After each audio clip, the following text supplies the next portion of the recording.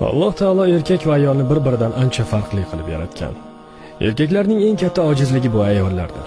Erkak kishi qanday bo'lishidan qat'iy nazar, boy yoki kambag'al, sog'lom yoki bemor, ozg'in yoki semiz, qanday madaniy qatlamga tegishliligi, qaysi tilda so'zlashishidan qat'iy nazar ularni birgina ojizlik bog'lab turadi. Ayollar. Ayollarga kelsak, Alloh taolo ularni shunday yaratganki, ko'plab vaziyatlarda ular erkaklarning yuqoridagi kabi ojizligini unutib qo'yishadi. Ular buning qanchalik jiddiy muammo ekanligini bilishmaydi. Shuning uchun ham ko'zlaringizni tiying deyilgan oyatni o'qiganlarda o'zlaridan kelib chiqib, buning nimasi shunchalar qiyin, nima uchun bu erkaklarga shunchalik qiyinlik qiladi deb o'ylashadi.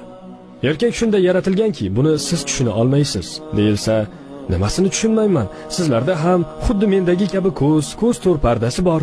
Ko'z orqali ma'lumotlarni bir xilda qabul qilsak, xo'sh, muammo nimada deyishadi.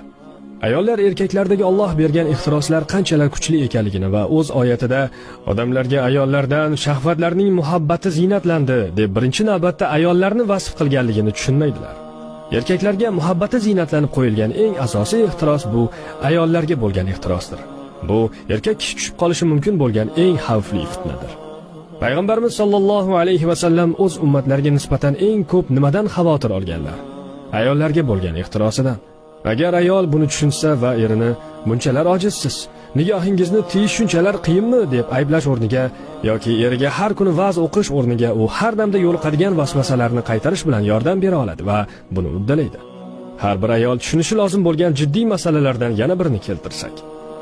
Er har kuni ishga borar ekan, jamoat transportlarida anchayin ochiq kiyingan ayollarni uchratadi.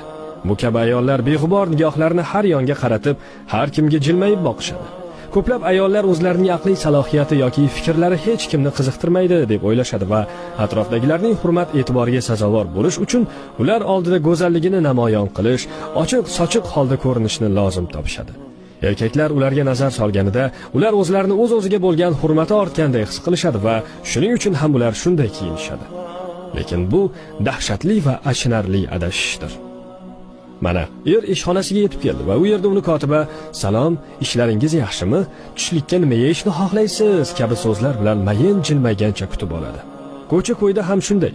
Hatto har qadamda uchraydigan reklama bannerlarida ham o'ziga nimadir taklif qilayotgan go'zal va maftunkor ayollarni uchratadi. Va nihoyat u uyiga yetib keladi va u yerda uni darg'azab ayoli "Nimaga bunchalar kech qoldingiz?" degan xitob bilan kutib oladi. "Avtobus kechikdi" degan javobiga esa "Yana avtobus, boshqa bahona topolmadingizmi?" degan qo'pol savol qaytadi. Er har kuni o'sha norozi qiyofani ko'radi. Bunday hol 1-2 marta bo'lsa-ku mayli, lekin 10-12 yillab muntazam ravishda davom etsa-chi?